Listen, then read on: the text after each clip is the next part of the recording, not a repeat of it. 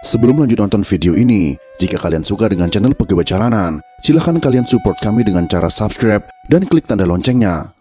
Silahkan gunakan headset Anda untuk mendapatkan kualitas suara yang jernih. Selamat menonton.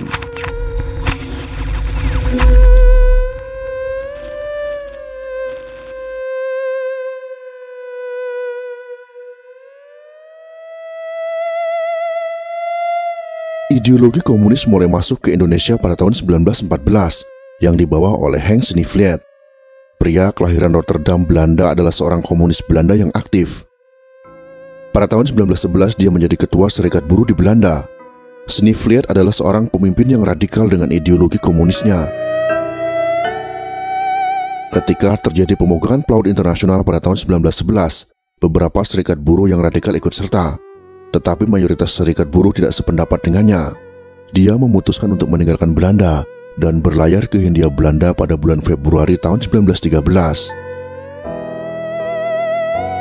Dia bekerja sebagai staf editor Surabaya Handelsblad, lalu pindah ke Semarang pada bulan Mei tahun 1913 untuk menggantikan DMG Kos sebagai sekretaris Semarang Handelsvereniging. Takashi Shiraishi, Zaman Bergerak, Radikalisme Rakyat di Jawa, 1912-1927, tahun 1997.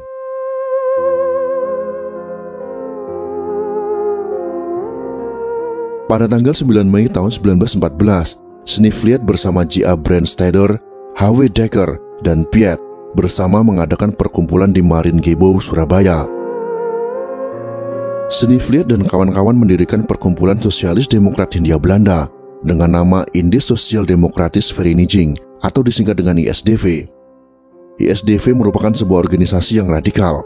Sneevliet dan kawan-kawan melakukan propaganda untuk menyebarkan ideologi Marxisme atau komunis dengan menerbitkan surat kabar pertamanya pada tanggal 10 Oktober tahun 1915. ISDV inilah yang menjadi awal mula ideologi komunis di Indonesia. Awalnya ISDV hanyalah grup debat kaum sosialis Belanda yang kecil. Karena pada awal pendirian, organisasi ini hanya berjumlah 85 orang saja. Sneevliet yang berusaha mengembangkan ideologi komunisnya mencari cara agar dapat mempengaruhi Bumiputra dengan cara memprotes hukuman terhadap Mas Marco Kartodikromo dan peraturan pers Hindia Belanda. Awal pertemuan antara Sneevliet dan Semaun terjadi pada tahun 1915. Semaun adalah seorang pemuda belasan tahun yang namanya cukup terkenal di Semarang. Pertemuan pertama mereka di Surabaya ketika melakukan pembelaan terhadap Mas Marco Kartodikromo. Dari pertemuan mereka, Semaun belajar banyak dari Sneevliet, di mana dia bukan hanya belajar membaca, tetapi juga belajar menulis dan berbicara dalam bahasa Belanda. Sneevliet yang memiliki kesempatan untuk menanamkan ideologi komunis juga tidak menyia-nyiakan kesempatan ini, di mana seorang yang besar namanya tentu memiliki pengaruh yang cukup besar pula.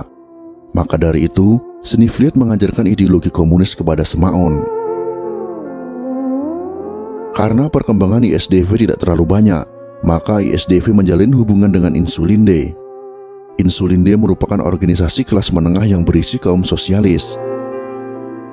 Hubungan ini tidak berlangsung lama karena perbedaan pemikiran. ISDV berpendapat bahwa perjuangan melawan penjajah Belanda harus didukung kaum sosialis karena sama-sama berjuang melawan sistem kapitalis. Pimpinan Insulinde yang merupakan organisasi kaum sosialis tentu menolak pemikiran tersebut. Pada tahun 1916, di dalam organisasi ISDV mengalami perpecahan. Aliran reformis meninggalkan ISDV dan mendirikan Partai Sosial Demokrat Indonesia atau ISDP.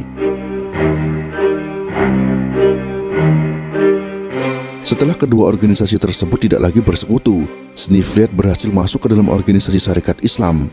Tak lama berselang, Sneevliet menjadi orang yang berpengaruh di dalam Sarekat Islam. Pada tahun 1916, Sneevliet mengangkat Semaun dan Darsono menjadi pemimpin ISDV. Semaun yang merangkap jabatan di ISDV dan Sarekat Islam berhasil mengembangkan keanggotaan Sarekat Islam Semarang yang bermula 1.700-an orang menjadi sekitar 20.000. Keberadaan Sneevliet di dalam Sarekat Islam tidak semua orang dapat menerimanya. Salah satunya adalah Abdul Muiz. Abdul Muiz adalah orang yang gigih menentang komunisme. Bahkan dalam tulisannya yang dimuat di dalam surat kabar neraca tahun 1917, ia menulis bahwa Sneevliet berbahaya bagi kami dan tanah air. Abdul Muiz juga meminta bantuan kepada pemerintah Batavia untuk menyingkirkan Sneevliet. Ketika terjadi revolusi Bolshevik di Rusia pada tahun 1917, ISDV telah sepenuhnya mulai pada ideologi komunis. Hal ini disebabkan oleh kemenangan Bolshevik dalam mendirikan negara komunis. Pada tahun tersebut, ISDV memprovokatori Angkatan Laut Belanda yang berjumlah sekitar 3.000 serdadu untuk ikut dalam demonstrasi menerapkan negara komunis. Bentrokan pun tak dapat dihindari, namun pemerintah Belanda dapat meredamnya dengan menjanjikan perubahan yang luas. Setelah bentrokan tersebut reda, pemerintah mengambil tindakan terhadap organisasi ISDV. Pemerintah Belanda berhasil menangkap Smaun dan Darsono, sedangkan Snifliet diusir dari Hindia Belanda pada bulan Desember tahun 1918. ISDV seakan tak berdaya setelah kejadian tersebut. Snifliet memang telah pergi dari Hindia Belanda, namun ideologi komunis telah melekat di dalam ingatan Smaun dan juga Darsono.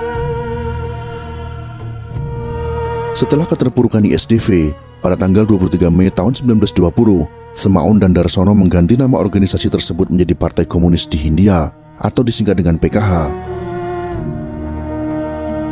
Dalam hal ini, Smaun masih merangkap jabatan sebagai Ketua Sarekat Islam Semarang. Abdul Muiz yang berusaha membersihkan ideologi komunis mengadakan Kongres Sarekat Islam menjelang akhir tahun 1920. Dalam kongres tersebut, yang dibahas adalah kedisiplinan partai agar anggotanya tidak merangkap jabatan di organisasi politik lain. Hal ini tentu saja membuat anggota yang tergabung dalam organisasi PKH menolak gagasan tersebut.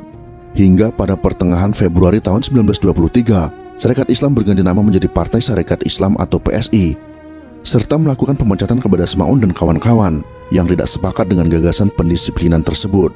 Akibat diberlakukannya disiplin partai, jumlah anggota Sarekat Islam merosot drastis.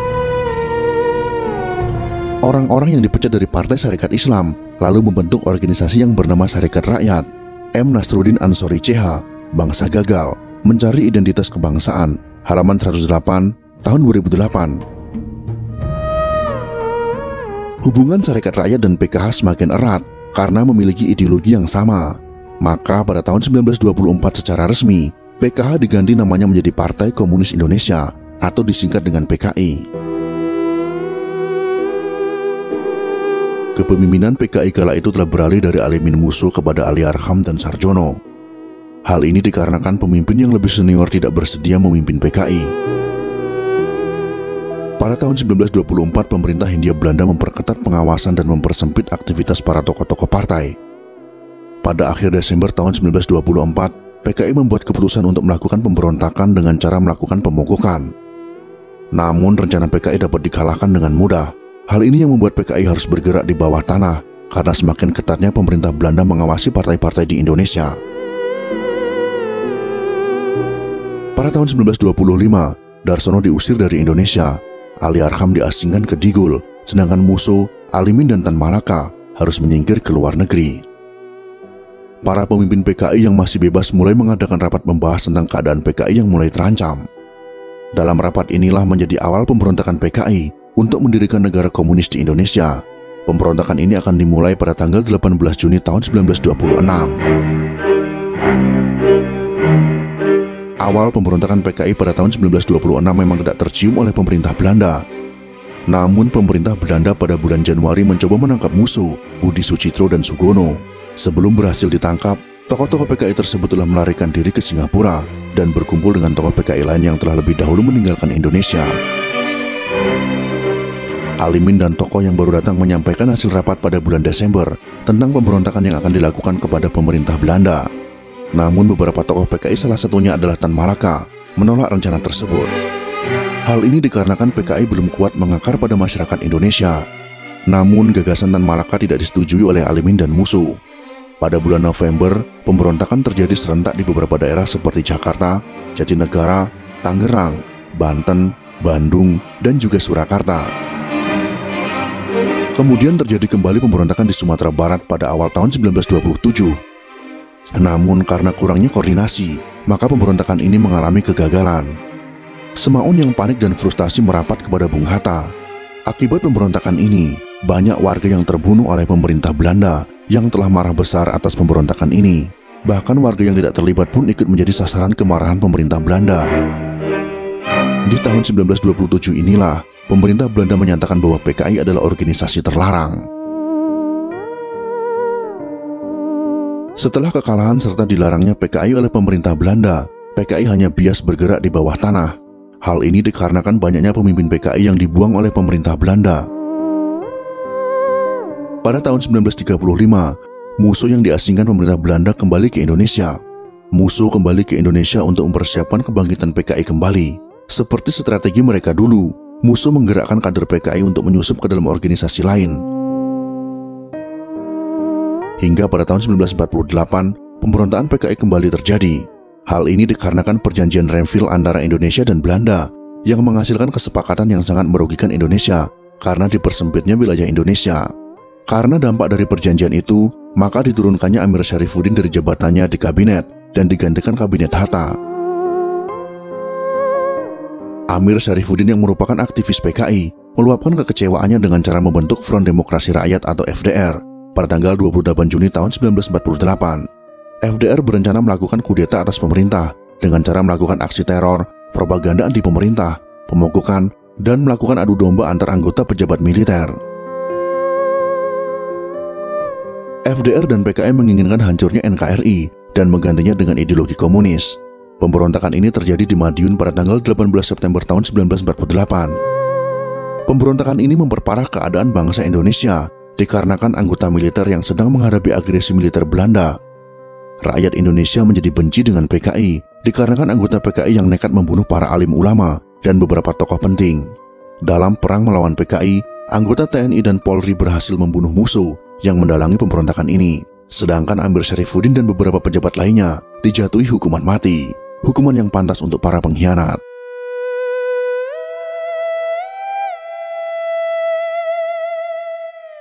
Keberadaan PKI tidak berhenti sampai di sini.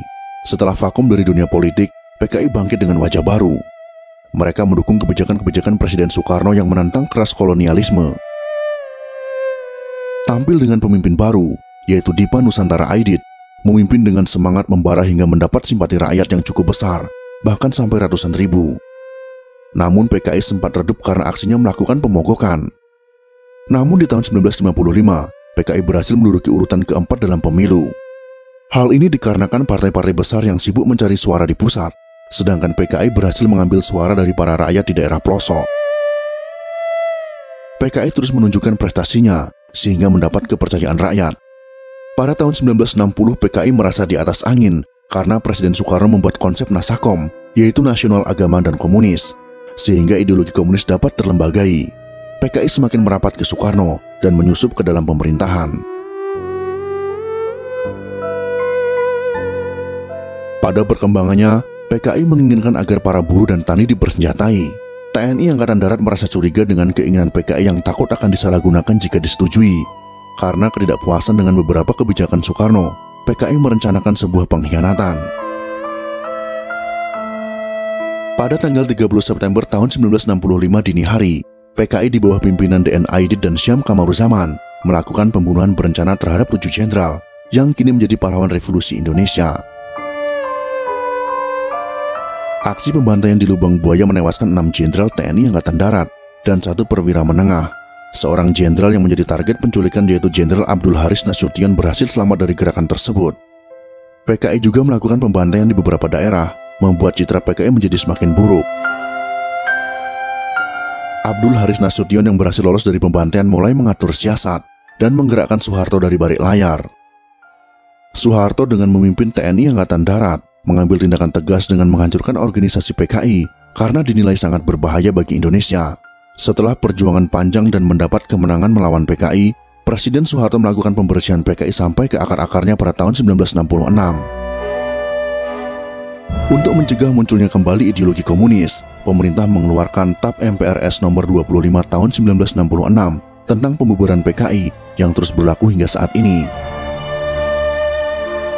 Selain mengeluarkan TAP MPRS nomor 25 tahun 1966, pelaku penyebaran ideologi komunis dapat ditindak dengan dasar Undang-Undang nomor 27 tahun 1966 tentang perubahan pasal 107 KUHP. Itulah sejarah singkat lahir dan berkembangnya Partai Komunis Indonesia sampai kehancurannya.